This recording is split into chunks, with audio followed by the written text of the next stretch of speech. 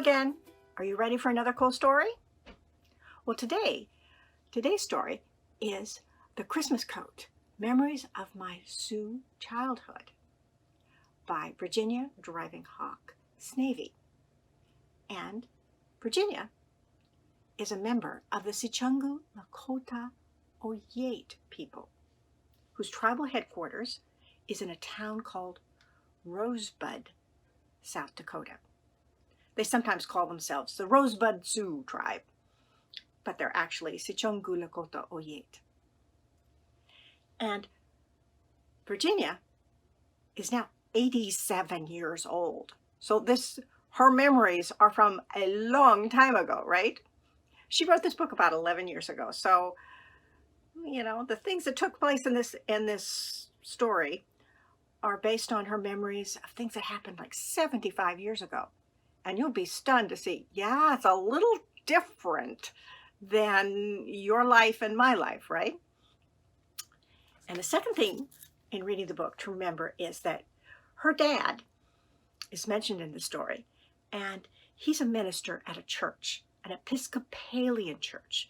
And so they call him an Episcopalian priest. And so when you hear that, don't get confused. All that means is that he's like Pastor Becky in an Episcopalian church. And I think you'll find this story fascinating. And I'm excited to hear it. Okay, you ready? Let's read. The Christmas Coat, Memories of My Sioux Childhood. Written by Virginia Driving Hawk Snavy. Illustrated by Ellen Beer. Now remember, this story takes place many years ago in South Dakota on the Sichungu Lakota Oyate Reservation. The frigid gale blew sideways across the South Dakota prairie, and cold rain lashed the children's bare faces. They leaned into it to stay upright on the reservation road to school. Squishy slime sucked at their rubber overshoes. Eddie Driving Hawk's left overshoe stuck in the gumbo. "Ah, sister, help!" he cried as he grabbed Virginia's arm, trying to keep his sock out of the mud. "I've got you!" Virginia steadied the little boy, while Marty Brokenleg freed the overshoe. "If I had cowboy boots, they wouldn't have come out of the overshoes," Eddie grumbled. The children trudged on. Virginia shivered. She pulled her mittens up and tugged the coat's sleeves down in a vague attempt to cover her bare wrists. "I need a new coat," she thought, and slipped into a daydream. Maybe a red one that wasn't tight across her chest and that was long enough to reach the tops of her overshoes. It would have a warm hood. Finally, they were at school. The teachers, Mr. and Mrs. Miller, and the janitor, Dan Reed Buffalo, helped the children out of their sticky overshoes. Virginia wiped Eddie's nose before he walked into the first and second grade room. She stepped back when Evelyn and other older girls shoved ahead to their class. "They sure are pushy," grumbled Flo. Virginia hooked her arm around her best friends and nodded. "Are these boxes here yet?" Flo asked. "No," Virginia answered. "Maybe they'll come today." "I hope so," Flo wished. "I need a new dress. All mine are short and tight." All through the day, Virginia kept thinking about feast boxes. Feast meant the East and referred to large cartons of used clothing, shoes, and other items sent by church congregations in New England. The boxes arrived in the fall with winter clothes and in the spring with summer things. Virginia and Eddie never got first pick from the boxes because their father was the Episcopal priest of the village, and as Mama always said, the others need it more than we do. Virginia's coat was so small because last year it had been the only one left that fit her, and it had been short then. By the time the school day ended, the rain and wind had stopped, and the gumbo was easier to walk through. Feast boxes had arrived, and Mrs. Little Money and Mrs. High Bear helped Mama sort the items. Virginia looked for the pile of clothing in her size, but saw no coats.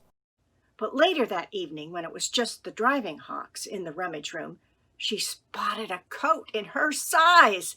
It was a shimmering gray fur with a satiny silver lining. Her hand reached to stroke the fur, but she determinedly turned away. She knew someone else would get it. It was too beautiful. Look! A tuxedo! Dad held up a black suit. He put it on and laughed at how it bagged about his shoulders. And here are the shoes. He wiggled his toes into shiny black pumps. Shall we dance, madam? He invited Mama, who tossed a ragged lacy shawl over her shoulders. They twirled through the room to polka music from radio station WNAX. Virginia pulled on a white gown and whirled after her parents. What's this? Eddie held up a stiff white thing. A corset, Mama said. For fat ladies, Dad said, fastening about his middle and waltzing Virginia across the floor. Uh-oh, Dad whispered as the door opened. Well, humph, I never. Mrs. Red Buffalo glared at the dancers and stomped from the room. Now we're in trouble, Dad said. The whole village will know that the priest wears a corset when he dances. Saturday came, and the rummage room was filled. First the mothers with babies and young children, then the children, and then the adults. Virginia sat by the door and helped watch babies while their mamas sorted through the clothes. She kept an eye on the gray fur coat. Frida looked at it, but it was way too long. Others stroked it, but their mamas said no. So Virginia began to hope no one would take it. Evelyn tramped in with her sisters. Oh, I hope there's good stuff left, she cried. We had to push the car out of the gumbo. She headed for the coats. I need a new coat. Mine's way too... She spotted the gray fur. Virginia gulped back the lump in her throat. On her lap, the baby cried as she squeezed him tight. She rocked to comfort the baby and watched Evelyn slip into the coat. It's perfect! Isn't it beautiful? And it fits! Virginia hid her tears in the baby's soft hair. Later that afternoon, the driving hawks chose their winter clothes. Mama found a drab brown coat that was a bit too big for Virginia. The sleeves and hem would need to be shortened. Until then, she'd have to wear the old green one. It was so hard to follow Evelyn and her friends on the walk to school. I just love the way my fur coat feels. It's so soft, and the label inside says it's Leppin. Virginia wrapped her arms around her chest, trying to hold in her jealousy.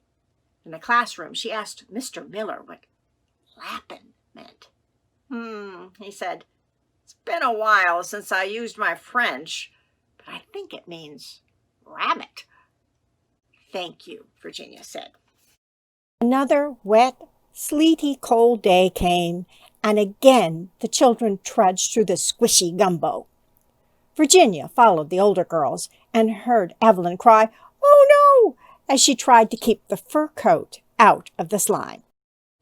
In the cloakroom, Evelyn slipped out of the fur and shook muddy drops onto the floor. Oh, this wonderful coat kept me warm and dry. A familiar wet, woolly aroma filled the air. But now there was a reek of... The The children sniffed and looked around. "Pee-Huey!" Marty exclaimed. "Evelyn, your coat stinks. I think a dog died in it." Everyone laughed. Christmas was near, and after school the children went to the guild hall for pageant and carol practice. Mama called Virginia over before she joined the others. "Evelyn needs another coat. Her mother said the fur one isn't practical enough to wear to school," Mama explained. "And it smells like a dog," Virginia smirked. "That's not a nice thing to say," Mama warned. Virginia stayed silent while Mama went on. "The only other coat that fit her was the brown one you have. It's a good thing I didn't get it hemmed, and you haven't worn it to school yet." Virginia frowned. She didn't like the coat, but she hated the thought of Evelyn getting it. "I'm sorry," Mama patted Virginia's shoulder, "but—" Through gritted teeth, Virginia said with Mama, "She needs it more than we do." Virginia moved aimlessly through the Christmas preparations. She didn't care. That was no fun. On Christmas Eve, the congregation gathered in the guild hall around a huge Christmas tree. Colorful paper chains and shiny tinsel glittered among the large white handkerchiefs and smaller, multicolored ones tucked in branches. Every man and woman would get one. Eddie was a shepherd in the nativity pageant and proudly knelt before the cradle, where a doll lay wrapped in a baby star quilt. Virginia was happy that Flo was merry in a blue gown from one of the feast boxes. There was a long pause before the wise men entered. The whole guild hall seemed to give a big "ah" as Marty led two other boys into the hall. They wore headdresses that only the wise leaders and elders of the tribe could wear. Dad rose to lead the applause as the pageant ended. "Listen," he said. "Listen," holding his hand to his ear. "What's that?" The room grew quiet to hear horses and shouts of "Whoa!" Feet stomped and thumped outside. The door burst open, and some of the little kids screamed in fright, and their mamas had to calm them. "It's all right. It's all right. He is Santa Claus." Each child got a dolly, ball, or toy car, as well as a paper bag full of candy, peanuts, and an apple from Santa's bag. After a supper of corn soup, fry bread, and wozapi, or chokeberry pudding, the congregation walked to the white church on the hill for the Christmas Eve service. Dad had already left, but Mama and the children went to their house to get blankets to take to church. It would be cold at the midnight service, even with the coal stove. Mama came in with 2 white boxes and said, "Sometimes the congregations in the East send boxes especially for the priest and his family. They ask what the family needs the most, and then they try to send those items. Here, Eddie." She gave him a box. "What is it?" he asked, pulling at the lid. "Oh!" he exclaimed, and pulled out a pair of cowboy boots. Soon both feet were shod in the new boots. All the while, Eddie was trying on his boots. Virginia carefully took the long box Mama gave her and put it on the table. She took a deep breath and opened the box.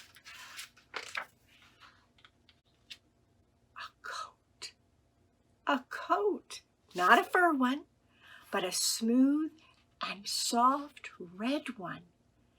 It even had a hood. She looked up at Mama and felt tears in her eyes. She couldn't say anything. "Try it on," Mama urged. It was wonderful.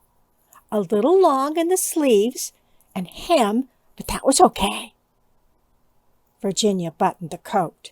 tears brimmed, but she smiled. "Thank you, Mama." "Merry Christmas," Mama smiled back. "Merry Christmas," Virginia whispered, and tied the hood around her head. The trim of brown fur was soft against her face. The end. So Virginia dedicated this book to her mom. And she writes, "To Rose, my mother, who taught me to think of others who needed more than I." Wow. And I was thinking, I wonder, did the people who sent that red coat to Virginia and those cowboy boots to Eddie all those many years ago have any idea how much those gifts meant to them? I wonder. What do you think? Oh, and did you know, our church this year has an online giving tree. The Friends of Youth, which is a nonprofit that helps youth, kids, and families in King County who need some help, is going to give gifts to children this year. And your family can pick something to send to them. Just have your parents look on the church website or in the weekly email for the links.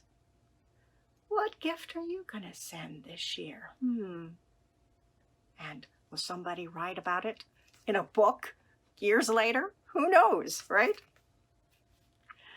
Okay. Christmas season, huh? Are you enjoying it? No snow yet, huh? Though maybe by the time this video plays, maybe we will have snow. Who knows? Okay. I will see you later. Have a good week. And I'll see you again. Bye. See you next week.